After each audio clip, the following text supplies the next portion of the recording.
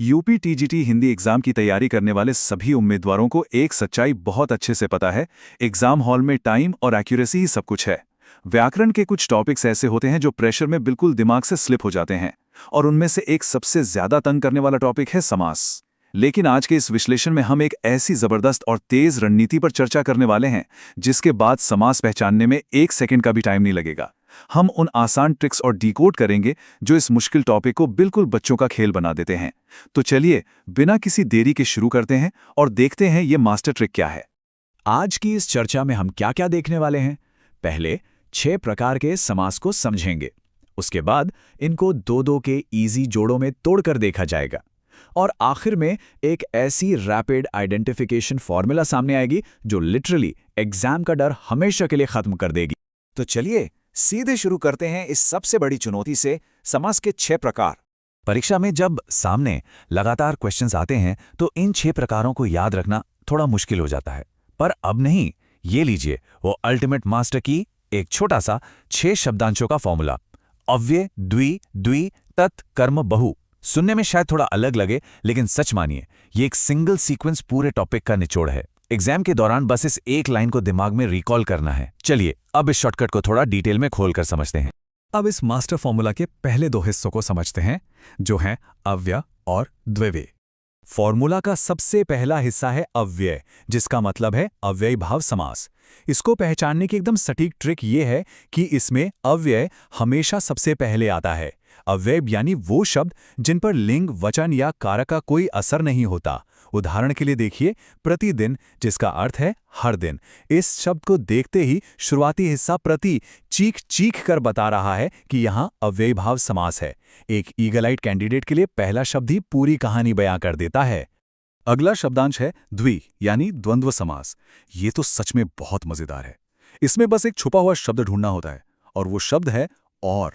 जैसे ही सामने माता पिता लिखा आता है तो उसको मेंटली खोलते ही बीच का और खुद ब खुद सुनाई देता है ना। माता और पिता दोनों शब्दों का बराबर महत्व है यहाँ। अगर शब्द को पढ़ते ही बीच में और वाली फीलिंग आए तो बिंगो, वहां द्वंद्व समास होता है। अगर इन दोनों को एक साथ आमने सामने रखा जाए तो पिक्चर बिल्कुल क्लियर हो जाती है। अव्यय भाव पूरी तरह से अपने शुरुआती प्रीफिक्स पर निर्भर करता है, वहीं दूसरी तरफ द्वंद्व समास 2 बराबर के शब्दों के बीच छुपे हुए और पर निर्भर करता है। एक में नजर आगे रखनी होती है, दूसरे में 2 शब्दों के बीच के इनविजिबल कनेक्शन पर। एक बार ये अंतर समझ आ गया तो इन दोनों में उलझने का कोई चांस ही नहीं बचता। बिना अपनी रफ्तार कम किए बढ़ते हैं इस मास्टर की के अगले जोड़े की तरफ, द्वि और तत्। फॉर्मूला का दूसरा डी दर्शाता है द्विगु समास को, और फ्रैंकली इसे पहचानना सबसे आसान है। इसकी ट्रिक बिल्कुल स्ट्रेट फॉरवर्ड है। शुरुआत में नंबर ढूंढो, जैसे त्रिलोक में त्रि यानी 3। अगर किसी भी शब्द की शुरुआत में किसी नंबर या संख्या का आभास हो रहा हो, जैसे नवरात्रा या चौराहा, तो दिमाग लगाना ही नहीं है, वहां 100% द्विगु समास होगा। उसके बाद बारी आती है तट की, यानी तत्पुरुष समास। इस ट्रिक में थोड़ी सी दिमागी कसरत करनी पड़ती है। इसमें कारक के चिन्ह जैसे का, के, की, को, से, में, ये सब शब्दों के अंदर छुपे होते हैं। उदाहरण के तौर पर राजपुत्र, जब इसे मेंटली एक्सपैंड किया जाता है तो क्या बनता है? राजा का पुत्र। बस ये छुपा हुआ का रिलेशन बताता है। शब्द को खोलकर इन छुपे हुए कारक चिन्हों को पकड़ना ही तत्पुरुष को क्रैक करने का सबसे बड़ा रहस्य है। अब इस विश्लेषण में जो सबसे दिलचस्प बात नोट करने वाली है वो ये कि इन दोनों का अप्रोच कितना अलग है। द्विगु में एक कड़ी शर्त है, संख्या पहले वाली, बस सामने से नंबर दिख जाता है।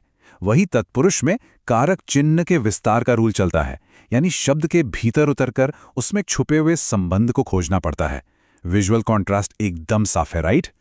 अब चलते हैं उस आखिरी जोड़े पर जो हिस्टोरिकली सबसे ज्यादा कंफ्यूज करता आया है, कर्मधारय और बहुव्रीहि। कर्म से बनता है कर्मधारय समास। इसका लॉजिक बहुत ही सिंपल और डायरेक्ट है, एडजेक्टिव और नाउन का कॉम्बो। यहां बस एक शब्द दूसरे की तारीफ या विशेषता बता रहा होता है, जैसे महापुरुष। यहां महान विशेषण है जो पुरुष की विशेषता बता रहा है। सीधी सी बात है, जहां डायरेक्ट डिस्क्रिप्शन मिले, कोई किसी की क्वालिटी बता रहा हो, वहां कर्मधारय समास पर टिक कर देना चाहिए। और आखिर में बचा बहु यानी बहुव्रीहि समास। इसका पहचानने का स्टाइल थोड़ा आउट ऑफ द बॉक्स है। यहाँ शब्द अपने खुद के मीनिंग को छोड़कर किसी तीसरे वीआईपी की तरफ इशारा करता है। उदाहरण के लिए नीलकंठ को ही देखते हैं। नीला और कंठ मिलकर सिर्फ एक नीले गले की बात नहीं कर रहे हैं। ध्यान सीधे कहाँ जाता है? भगवान शिवा की तरफ। तो जब शब्द किसी अन्य तीसरे अर्थ की तरफ इशारा करे, वहां बहुव्रीहि समास हिट करता है। तो क्रूशल पॉइंट क्या निकला यहां से? कर्मधारय अपने ही अंदर मौजूद नाउन की क्वालिटी बताता है। ये एक भीतरी डायरेक्ट डिस्क्रिप्शन है। लेकिन बहुव्रीहि अपने दोनों शब्दों से आगे बढ़कर किसी बाहरी प्रतीकात्मक तीसरे अर्थ की तरफ पॉइंट करता है। एक डायरेक्ट क्वालिटी बताता है और दूसरा एक्सटर्नल सिंबॉलिक मीनिंग देता है। ये छोटा सा फर्क समझ लिया तो फाइनल कंफ्यूजन भी हमेशा के लिए गायब। चलिए अब इन सब पीसेस को जोड़ के देखते हैं। अब तक जो 6 अलग अलग रूल समझे गए हैं, उन्हें एक पावरफुल, ना भूलने वाली आखिरी लाइन में फिट करते हैं। अव्यय पहले, और है द्वंद्व, संख्या द्विगु, कारक तत्पुरुष, गुणकर्मधारय, तीसरा बहुव्रीहि। ये एक अकेली लाइन सच में एक मैजिक वॉन्ड की तरह है। इस एक लाइन को मास्टर कर लेने का मतलब है पूरे समास चैप्टर पर सॉलिड पकड़ बना लेना।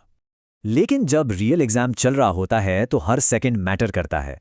तो अब वक्त है उस मेंटल फ्लैश कार्ड का, एक ऐसी रैपिड आइडेंटिफिकेशन फॉर्मूला जो एग्जाम के दबाव में भी फ्रैक्शन ऑफ अ सेकंड में आंसर निकालेगी। और ये टेबल शानदार ढंग से इलस्ट्रेट करती है कि कैसे कीवर्ड से मैच करना है। एग्जाम हॉल में बस इन क्लूज को स्कैन करना है। अगर छुपा हुआ और दिखे तो द्वंद्व, अगर शुरुआत में संख्या हो तो द्विगु, अगर का के की जैसे कारक छुपे हों तो तत्पुरुष, अगर क्वालिटी बताई जा रही हो तो कर्मधारय, अगर अर्थ किसी तीसरे की तरफ इशारा करे तो बहुव्रीहि, और अगर अव्यय पहले आए तो अव्यय भाव। ये चीट शीट अगर दिमाग में छप गई तो क्वेश्चन पढ़ते ही आंसर तुरंत सामने होगा। तो इस पूरे विश्लेषण को देखने के बाद क्या अब यूपी-टीजीटी एग्जाम में समास का एक भी क्वेश्चन छूटने का कोई चांस है? सवाल ही पैदा नहीं होता। आज जो क्विक और सटीक रणनीति हमने यहाँ डिकोड की है, उसके बाद ये टॉपिक अब कोई चुनौती नहीं रहा, बल्कि ये सबसे ज्यादा स्कोरिंग एरिया बन चुका है। इन ट्रिक्स को अपने ध्यान में रखिए, अपनी तैयारी को ऐसे ही मजबूत बनाए रखिए और एग्जाम में पूरे कॉन्फिडेंस के साथ परचम लहराइए।